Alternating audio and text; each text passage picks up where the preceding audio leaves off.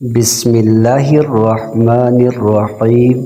حضرت عبداللہ ابن عباس رضی اللہ عنہ کہتے ہیں کہ نبی اکرم صلی اللہ علیہ وسلم یہ دعا مانگتے تھے: اے میرے رب، میری مدد کر، میرے خلاف کسی کی مدد نہ کر، میری تائید کر، میرے خلاف کسی کی تائید نہ کر، ایسی چال چل جو میرے حق میں ہو، نہ کہ ایسی جو میرے خلاف ہو، مجھے ہدایت دے، اور جو ہدایت مجھے ملنے والی ہے اسے مجھ تک آسانی سے پہنچا دے۔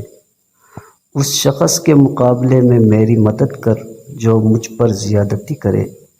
اے اللہ، مجھے تو اپنا شکر گزار، اپنا یاد کرنے والا اور اپنے سے ڈرنے والا بنا، اپنا اطاعت گزار، اپنی طرف گڑ گڑانے والا یا دل لگانے والا بنا۔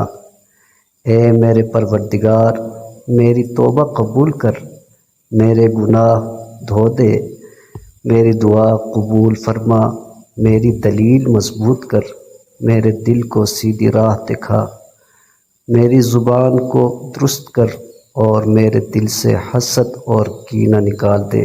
سنن ابو داؤد، حدیث نمبر 1510۔